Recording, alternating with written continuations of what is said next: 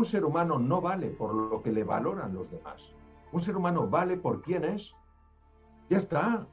Punto. Es Punto. así. Nosotros decimos punto pelota. ¿Qué Punto más? pelota. Así ¿Qué, mismo. qué más que punto y aparte? Punto pelota, se acabó. Un ser humano vale por lo que es, no por lo que los demás le valoran. ¿Qué es eso decir? Pero vamos a ver, si ha habido niños que de pequeños les han considerado los tontos de la clase y se han convertido en los más grandes expertos. El propio Ben Carson, un niño ridiculizado, insultado, considerado el tonto de la clase, se convirtió en el mejor neurocirujano infantil de la historia. Albert Einstein, problemas en el colegio, los profesores no le quisieron recomendar para su primer trabajo, pues un estudiante tan mediocre, suspendió el examen de ingeniería para entrar a la universidad, y luego el mejor científico del siglo XX. Entonces, no tenemos ni idea de la grandeza de un ser humano. No lo sabemos etiquetar, no sabemos conocer, no sabemos explorar, no sabemos admirar. Entonces, cuando tú notas que alguien te quiere, que alguien cree en ti, que te valora, que te desafía, que te apoya y te acompaña, tú floreces como ser humano. ¡Wow! Increíble. Es así, es que floreces. Entonces, ¿qué pasa? Pues que hoy es una llamada, precisamente por la situación tan complicada en la que estamos, no a hacernos pequeñitos, no a encogernos, sino a florecer. Que es un gran reto, sobre todo, y ahora que mencionas ese el momento pandemia, el año que hemos vivido, la humanidad. Hay una frase en tu libro, La Reinvención, que me marcó, o sea, que me hizo, conecté mucho, porque decía, si tú no tienes, o sea, si no estás bien en el mundo emocional, no está bien en el mundo intelectual. Claro. Y wow, claro, es así. Cuando tú pasas por periodos donde tienes angustia, ansiedad, depresión, donde no te reconoces, sin las etiquetas que te valida el mundo, y te ves hacia adentro y dices, no sé quién soy porque nunca me he visto hacia adentro, siempre he vivido hacia afuera, entonces caes en un hueco emocional y ahí no pasa nada intelectualmente, no te desempeñas bien, no trabajas bien, no te comunicas bien, no aparece una idea, eso es un desierto creativo. Entonces, vamos al principio de la conversación, el reconocimiento de que algo pasa, salir a buscar ayuda para establecer o para fortalecer, mejor dicho, lo emocional. ¿Cómo, Mario, podemos entonces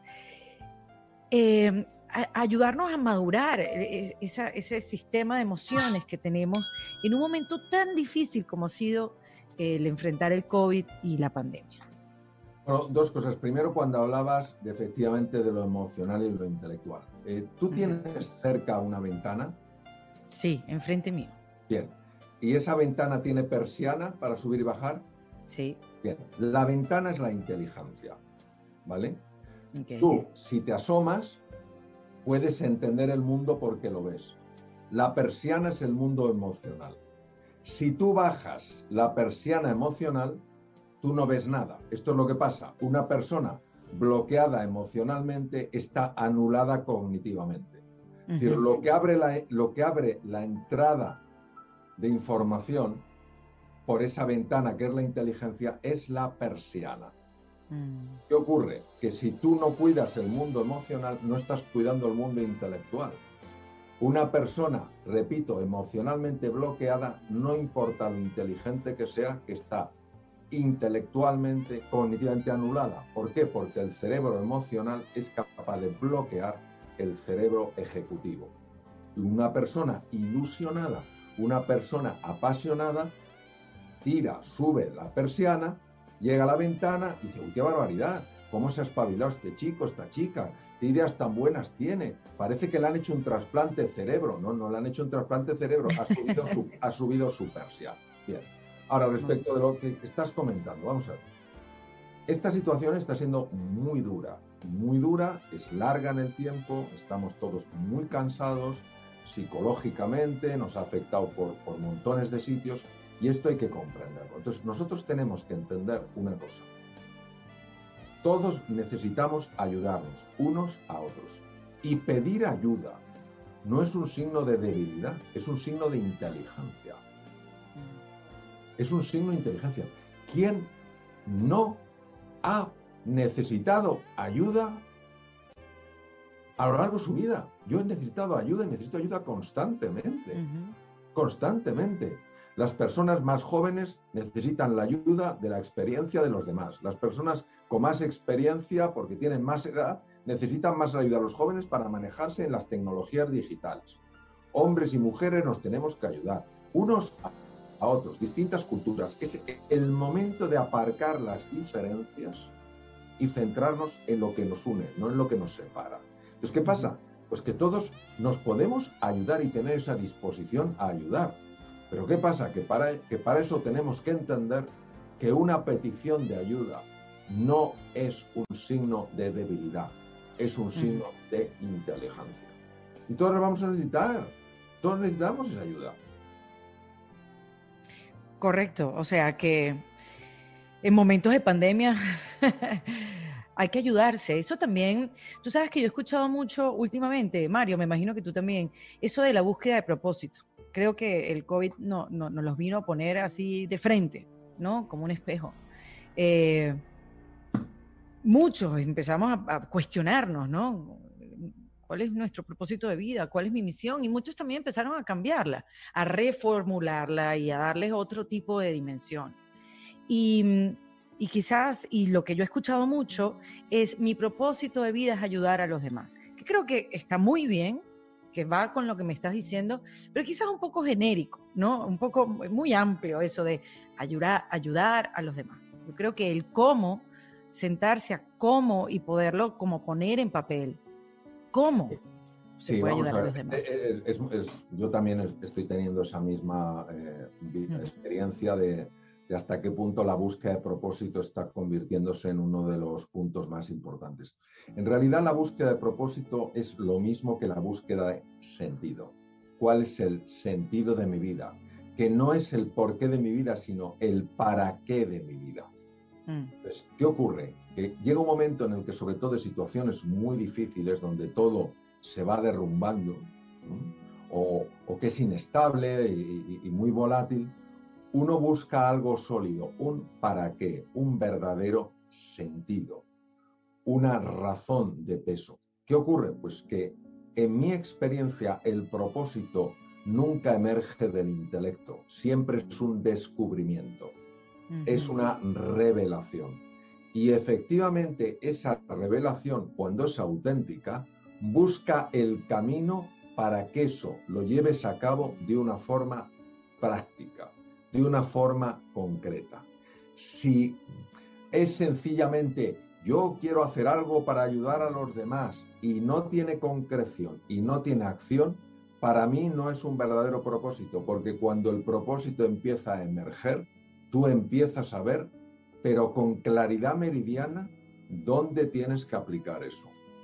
Pero hay una información importante entonces, Mario. El propósito te pilla haciendo. O sea, el propósito te agarra en acción. Sí, claro, claro. No ahí pensando, sino, claro, bueno, hay que activarse para ver, ¿no? Cómo, por dónde viene, por dónde, como dices tú, por dónde emerge. Claro, claro, efectivamente. Es decir, el propósito, el para qué, no es una llamada simplemente al intelecto. Por ser una llamada del corazón, no del intelecto, es una llamada a la acción. Motivación es lo que nos pone en acción. La motivación viene del corazón. Entonces, el propósito no puede emerger del intelecto. El intelecto no entiende lo que realmente es el propósito. Entonces, uno puede quedarse dando un speech maravilloso del propósito y no hacer nada en su vida. Cuando es el corazón el que se mueve, el corazón lleva a la acción. Y la acción es concreta y específica y no tiene que ser acabar con el hambre en el mundo. Puede ser sencillamente que con cada persona con la que te encuentres vas a tener una interacción lo suficientemente especial como para que esa persona sienta que hay un antes y un después de una vez que ha estado contigo. Ya está, ya está. O sea, no hay que buscar nada de fuegos artificiales y aparecer en los periódicos, en las grandes revistas, en la televisión. El propósito, uno cuando lo descubre, automáticamente ve dónde aplicarlo. Porque es tan evidente Y es una, como dices tú, es una llamada a la acción. Si no hay una llamada a la acción, desde mi punto de vista, no es un propósito real. Es un simulacro de propósito. Se queda en el intelecto. Calma mucho la conciencia. No, yo tengo un propósito muy elevado, pero no se ve en los efectos. Exactamente. Y tampoco es que el propósito es que uno va a ir como Amélie, la de la película, haciendo a la gente feliz. O sea, hay propósitos donde tú también puedes ser una persona que ayude a cuestionar a la gente. Un propósito incómodo. Por supuesto. ¿Existirá? No, naturalmente que sí. Vamos a ver. Cuando una persona está movida por un propósito profundo, esa persona se convierte en luz. Y al ser luz empieza a iluminar. ¿Qué ocurre? Que muchas personas, al sentir esa luz, descubren que también tienen luz en su interior. Y hay personas, sin embargo, a las que les molesta la presencia de la luz. Y entonces intentarán apagar esa luz. Es decir, el propósito, por el solo hecho de vivirlo, va a ayudar a muchas personas y va a incomodar a muchas otras. Porque cuando una persona vive desde su propósito, lo que quiere es que el ser humano sea libre. Y hay personas que no quieren que los demás sean libres.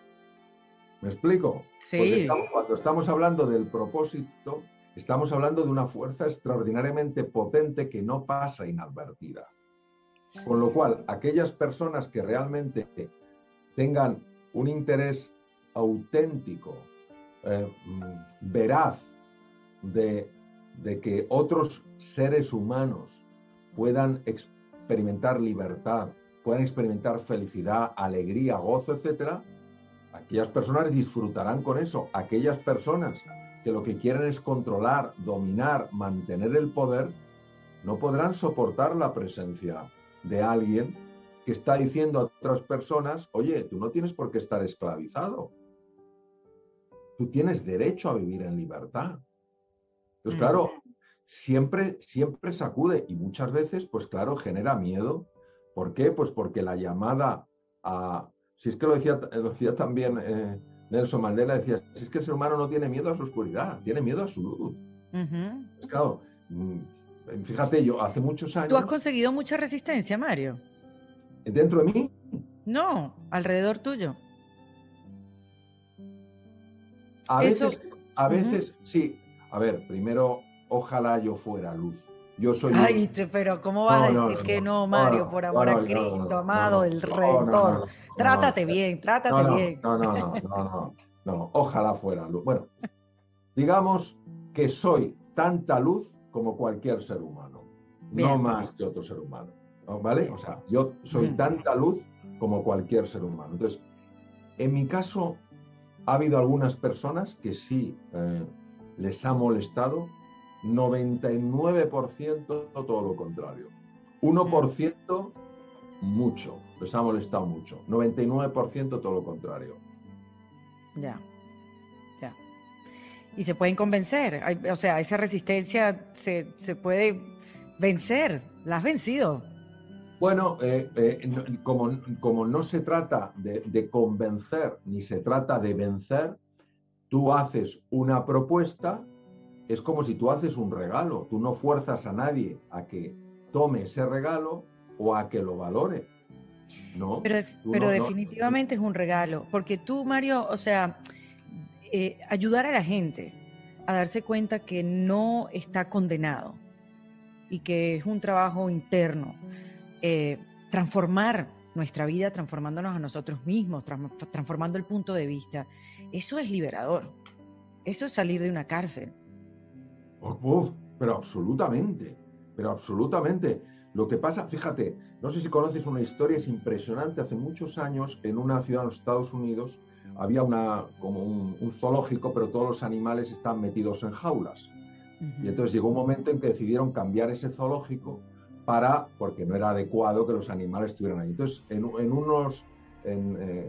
los terrenos que había alrededor del zoológico, que los pudieron comprar y no sé qué, tal cual, y entonces decidieron que en lugar de, por supuesto, se llevaron a todos los animales, menos al gorila. Al gorila lo dejaron, un gran gorila de estos espalda plateados, lo dejaron dentro de su jaula, todo alrededor levantaron el terreno, los otros animales se los habían llevado y montaron el zoológico, y alrededor de la jaula del gorila hicieron un parque espectacular para el gorila, ¿vale?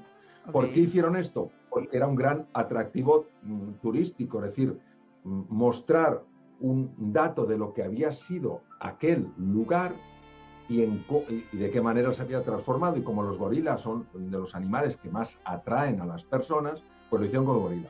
Entonces lo fascinante fue que el día de la inauguración de aquello, pues llamaron a un montón de periodistas y de fotógrafos porque iban a abrirle la puerta al gorila para que cambiara su celda, su cárcel, por un parque maravilloso. Abrieron la jaula y el gorila tardó días en salir. Y claro, ¿por qué tardó días en salir? Porque para él el mundo de fuera era un mundo desconocido, incierto, y le daba pavor. Claro, los de fuera que no entendían la experiencia vital del gorila pensarían que se habían traído el gorila más tonto de África, pero no era así. El gorila conocía, se había acostumbrado a vivir en su oscuridad, y el resto le parecía algo que le generaba incertidumbre.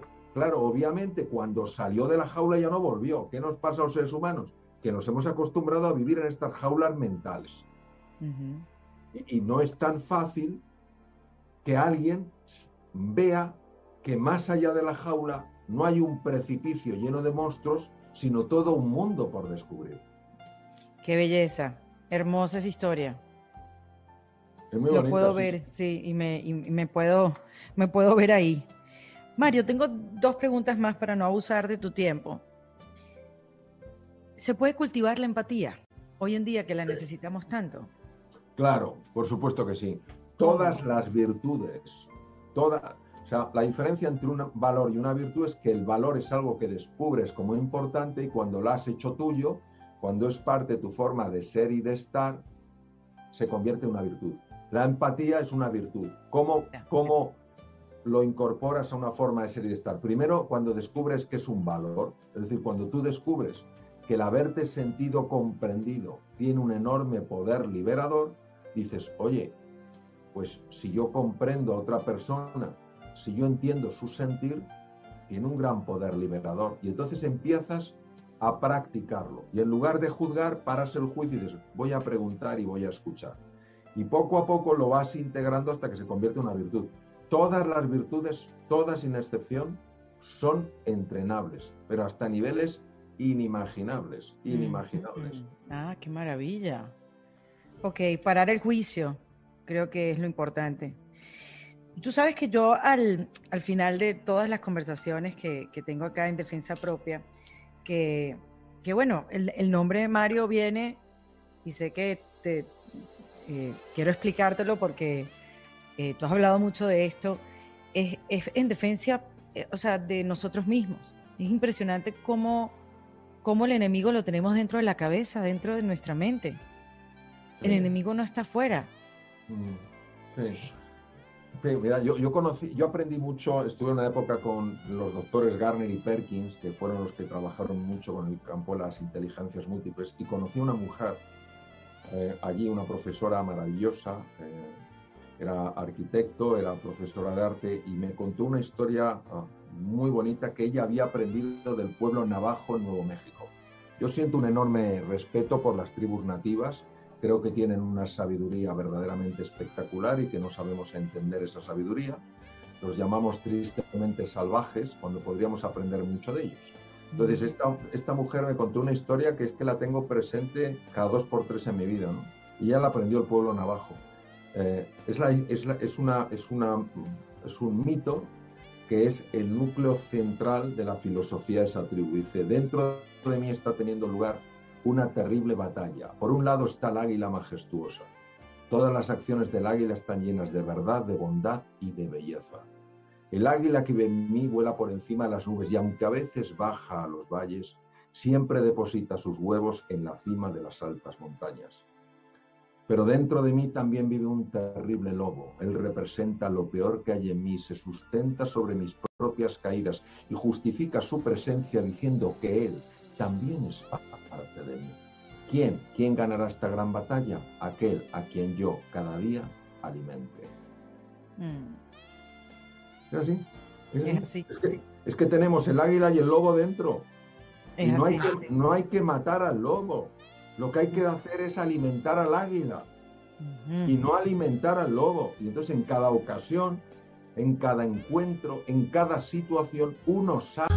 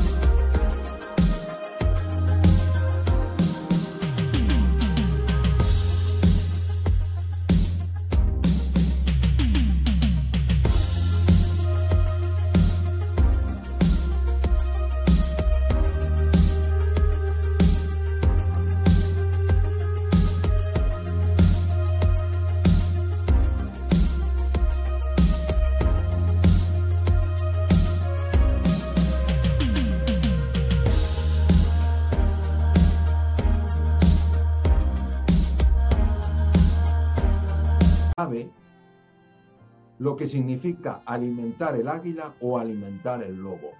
Ajá. Eso es lo que sabe. Por ejemplo, tú y yo estamos hablando. ¿Qué es alimentar el águila? Que lo que más nos importe sea que esta conversación que estamos tú y yo teniendo ayude al mayor número de personas posibles. ¿Qué sería alimentar el lobo? Que tú o yo intentáramos brillar más que el otro. Pues es así. Si es que es así, si es que lo vemos. Pues ¿qué pasa? Que una persona que va alimentando su águila, el lobo se va quedando chiquitín. Se va quedando chiquitín. Entonces siempre habrá lobito, pero no pedazo de lobo, sino que habrá una enorme águila. Entonces, ¿qué pasa? Pues que claro, entonces esa persona es capaz de transmitir algo especial, pero eso es parte de nuestra lucha interna. Entonces, es una decisión diaria. Exacto, es una decisión momento a momento, encuentro a encuentro. Entonces, ¿qué estoy alimentando? Y si un día alimentas el lobo, no te enfades contigo misma. No te enfades. Bueno, mañana voy a alimentar el águila. Y entonces hay que tomárselo como un juego, no un juego así en plan de evasión, sino un juego donde unas veces uno pierde, otras veces gana y siempre aprende. Hoy, ¿por qué he alimentado al lobo? He tenido demasiado deseo de autoafirmación. Me ha importado más brillar que iluminar. Mañana, si me pasa lo mismo que haré, potenciaré el iluminar por encima del brillar. Y así poco a poco lo vas integrando incluso a nivel celular. Mario, dame 3 tips para reinventarse.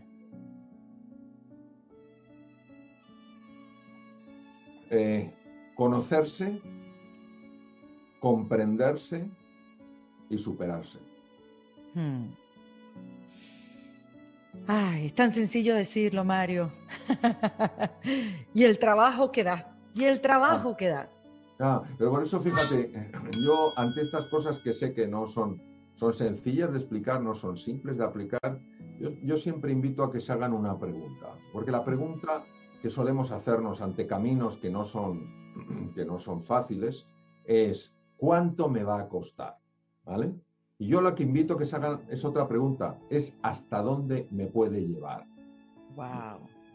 Entonces es cambiar la pregunta. Claro. O sea, yo hay cosas, oye, a mí me ha costado mucho mis estudios de medicina, son 6 años y estudias una barbaridad y cosas que son bastante complicadas. Pues, ¿cuánto me va a costar? ¿No? ¿Hasta dónde me puede llevar ser médico? A mí me costó mucho aprender inglés porque no lo aprendí de pequeño. Pero ¿hasta dónde me puede llevar? A mí me abrió un universo entero el aprender inglés. Entonces dices tú, ¿te compensa? Dice, vamos, no, claro que me compensa. ¿Me costó mucho? Sí. Entonces hay que tener cuidado con estas cosas para que no sea lo que nos cuesta, la previsión de lo que nos va a costar, lo que impida que nos pueda llevar a un sitio que es infinitamente mejor al sitio que hemos dado por hecho que es el único al que podemos aspirar. Mario, ¿y qué haces en defensa propia? ¿Qué hago en defensa propia? ¿Qué quieres decir? ¿Cómo qué haces en defensa propia? Como que yo hago ejercicio en defensa propia todos los días. Como no permito que nadie me eche a perder algo. O sea, ¿qué haces en tu propia defensa? Vale. Yo prácticamente todos los días hago ejercicio. Prácticamente todos los días dedico un tiempo a la oración. Prácticamente todos los días leo. Todos los días tengo conversaciones con mi mujer y con mis hijos. Todos los días, o casi todos los días, medito, cultivo el silencio. Y bueno, y hago lo que hago porque me encanta lo que hago. Entonces no son cosas más sofisticadas que eso.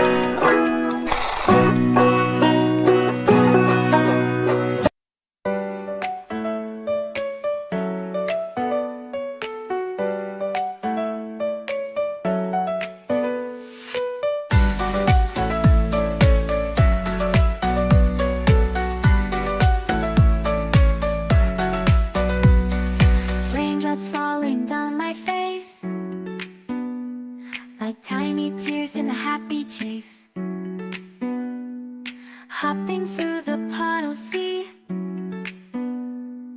colors dancing wild and free.